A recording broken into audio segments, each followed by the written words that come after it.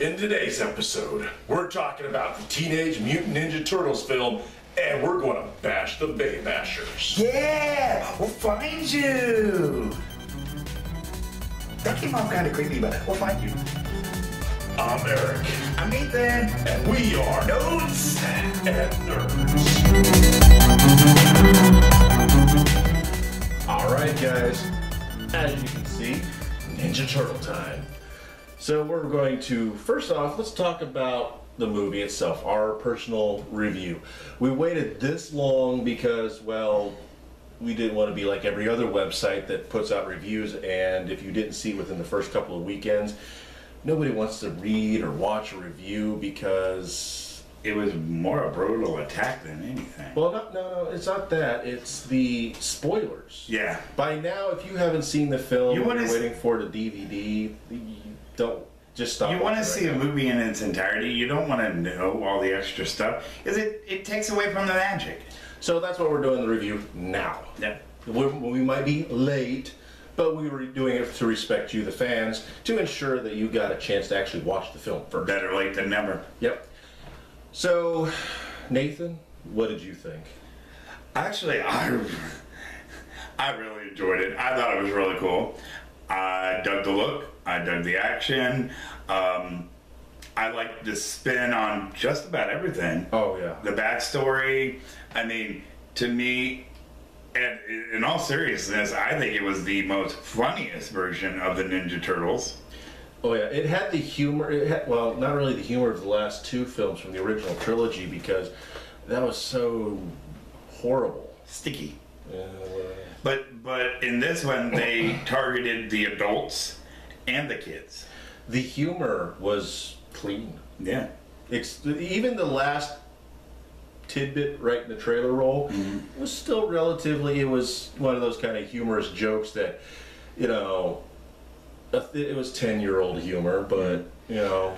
But and you know, just for the giggling factor, as I call it, when they started talking about passed up in the franchise, you know, throwing in little tidbits. The homages in the film were just huge. I mean, the original theme song for the cartoon series from the 80s and 90s was there. It just was one of those films that there was so many Easter eggs that was planted there for the fans, the real fans, the ones who are familiar with the IDW comics, the Mirage comics, the Archie comics, the 80s and 90s cartoon, the 2001 or so cartoon, and even the new Nickelodeon cartoon. And we're talking about the bands that would be like, which Ninja Turtle do you like? The purple one? Yeah, even they can get the humor and understand which turtle's which in this one. Even though I don't like those kind of bands, because those ain't true bands. Now, the look of the turtles, I know some people were complaining, they're all clothed, they're wearing pants, they're wearing the turtles. They look like Shrek. They look like gremlins without ears. You know, first of all, let's go on the clothes. I like the way they had them dressed up, because they were growing up in the sewers, they were watching the people above them, so they was it's called individuality. And they were mimicking the society above them that they so desperately wanted to be a part of, but never could. And it makes sense that they were dressing up because, well, one, the sewers are kind of cold, especially in the winter. So, yeah, they're going to want to have clothes. And also, like anybody wanting to express their personality, they're going to accessorize.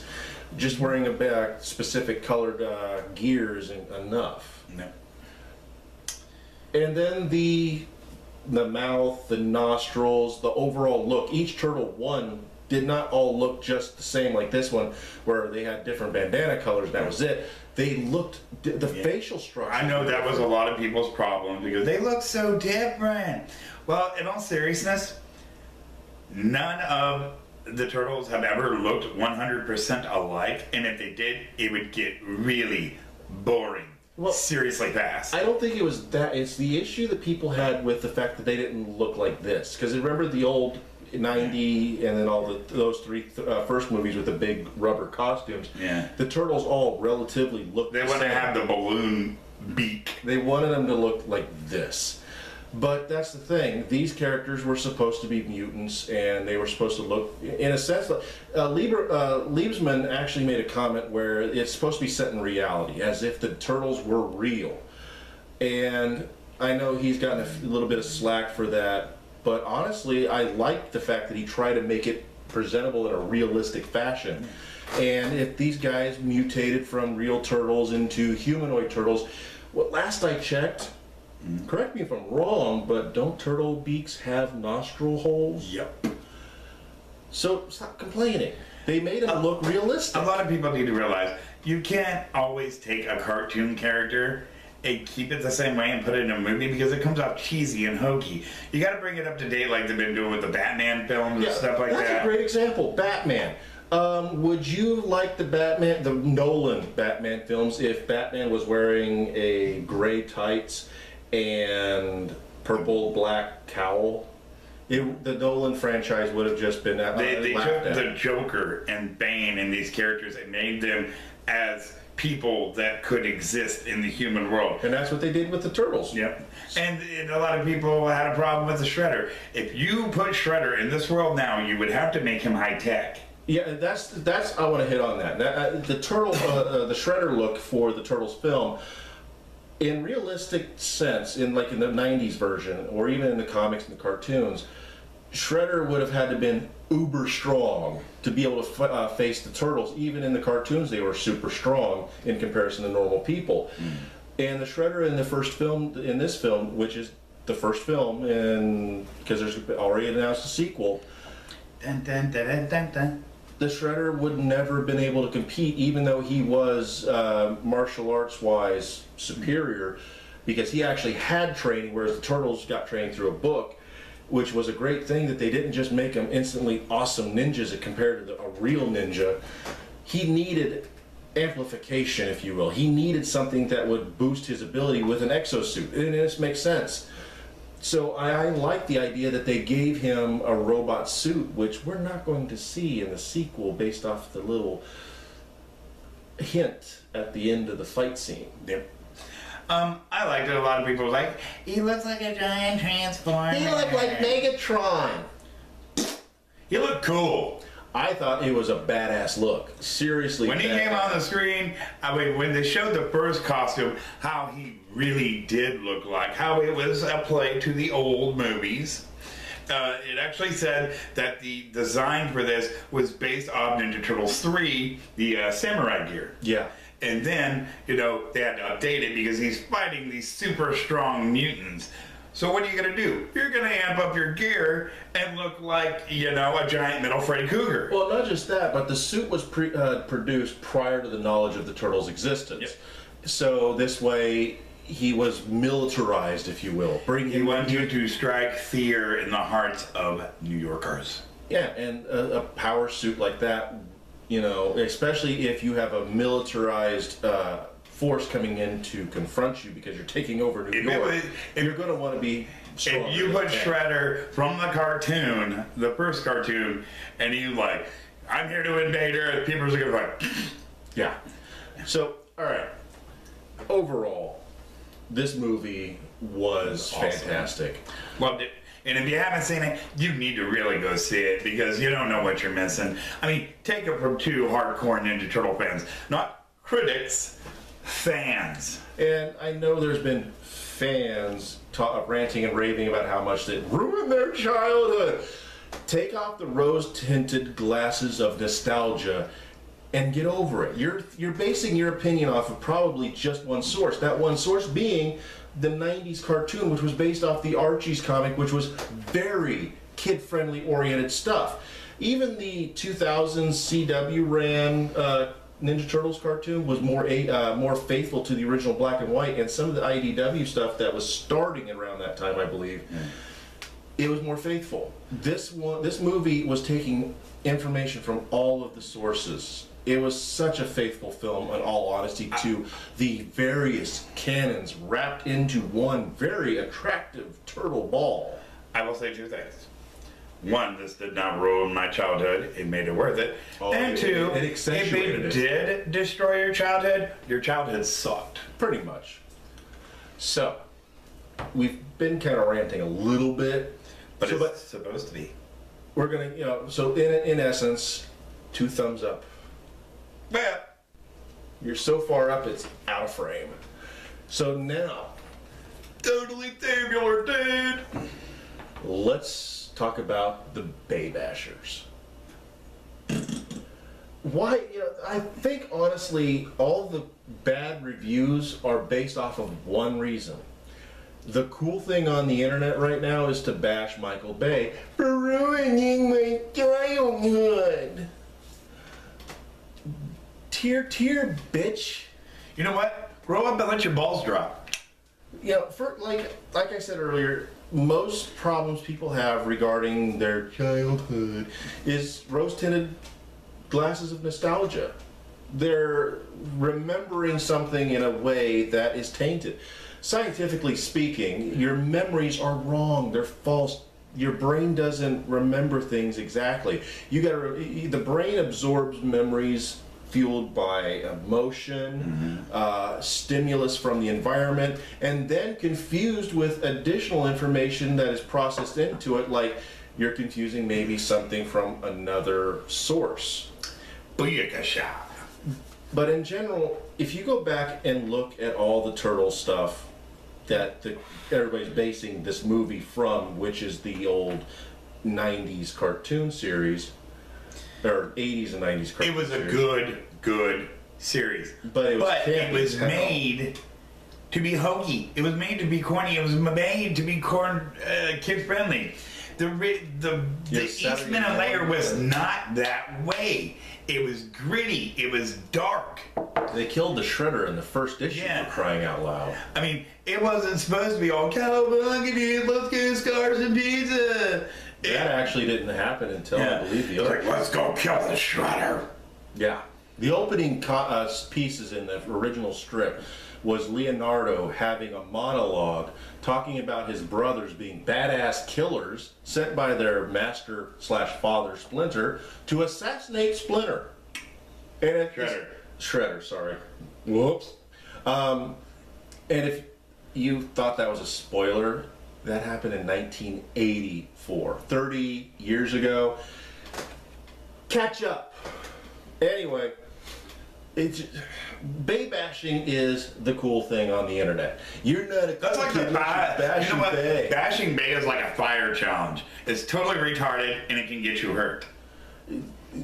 Michael Bay is a fan of the stuff he's working with. I mean, he took the Transformers franchise, for example. He likes Transformers. He took over the franchise of Transformers because he loves the Transformers.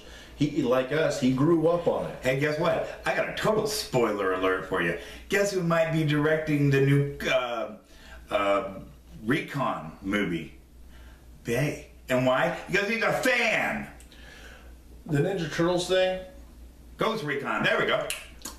Ninja Turtles, he's a fan of, but he didn't direct it. He just was a producer. For those that don't realize, a producer is just somebody who gives directions, he basically handles the executive work. Liebsman is also a huge fan. He didn't take source material from just one source. He took it from IDW Comics, Mirage Comics, Archie Comics, the Saturday morning cartoons, all of them. Dark Horse. Some Dark Horse, because Dark Horse had a very short run of Ninja Turtles. So I mean, he didn't just go off of one location for the story. He wanted to integrate the entire universe of Ninja Turtles. They did it very intelligently. They didn't be like, "Oh, we're gonna go with the old school, or we're gonna go with this." It's like, no, we're gonna take everything. And they mishmashed it all in a way that worked. Ta-da! I mean, it just. Bay bashing, just gotta get on the tangent of just Bay bashing. I'm sick of it because everybody just rants and raves about Bay, but they're not using anything in it. You know what bullying and bashing is? It's either tormented kids or over jealousy. What it really boils down is that you probably bash him, but probably have most of his films there. I hate you, I hate you, I hate you. This is such a good movie. I hate you, I hate you, I hate you. If Michael Bay is such a horrible director, yes, he Transformers. Why is he loaded with money? But it's not that. But yes, Transformers 4, I have a few complaints, but not as much as Transformers 2. Yeah. But the thing is, if Bay's movies, whether he's directing or producing, why is it they're always high-grossing films? Like Transformers 4 is $1 billion worldwide. Ninja Turtles knocked out Guardians of the Galaxy. I've seen both of them, which was an amazing film. Beat it out by for $65 million in its first week. Oh, but it sucks so bad. Apparently not. Yeah, if you ask most parents, the movie was friendly enough that their kids, they didn't feel like they were scarred. The adults that seen it, everybody that we knew that had seen it, there was three kinds of laughter in the Ninja Turtles. There was kid laughter, there was adult laughter, and for the true Ninja Turtle fans that would hear the homage, they laughed because they caught everything. You heard giggles and the when the little Easter eggs would pop up for certain scenes and stuff. So yeah, you had three types of fans, and the kid fans, the adult fans who just like a good fun film, and then the Turtle fans. And I know I'm not the only one that probably heard when Donatello was trying to talk to April through his computer, and you heard the guitar riff of the Ninja Turtles theme. That Yep. I mean, come on, that was awesome. Yeah. Or the horn. Mm-hmm. They brought back the Turtle Wagon with shag carpeting. Pink shag carpet. It was different, but it was still cool. The band was just awesome. Put one in front of my house any day. Again, I don't know what the Bay bashing's about with the humor also. I mean, some of the humor in some of the Transformers films was kind of, too adultish. Well, not necessarily just adultish, but, yeah. Okay. I thought the humor in the Ninja Turtle film was perfect. Perfect. And it wasn't like uncomfortable stuff either. I mean, it's not like, big bad fight scene, and then silly comments that would ruin. Adrenaline, I gotta clean the store, I gotta clean something. Look guys, I'm calm. That stuff is funny. Yeah, we'll find you. That's humor. It was perfectly placed and it was fun. Or like, blah, blah, blah, blah, blah. Oh God, he's doing his Batman voice. So I've seen it once. Everything was placed in there so wonderfully. I thought it was just well paced. We weren't going to do this, but I'm going to do this. Ding, ding, ding, ding. MC Mike. That was, oh God, when that scene hit, everybody was laughing. So if Michael Bay's such a horrible person, why did everybody laugh every time I saw it? I mean, I'm sorry, but I have yet to run into somebody who actually hates the movie. Yeah. Personally knowing, and even on the, social media, the people that we both know, we have yet to see anybody who hated it. If you hated it, please, down in the comments, let us know, and let us know why. And not just because Michael Bay sucks. Give us a reason. And you know what? We're going to give you a reason why you could be wrong. I mean, just look at our posts over on notesnerds.com. We got plenty of reasons why it was a good film. I have 5 reasons why the Ninja Turtle movie was awesome.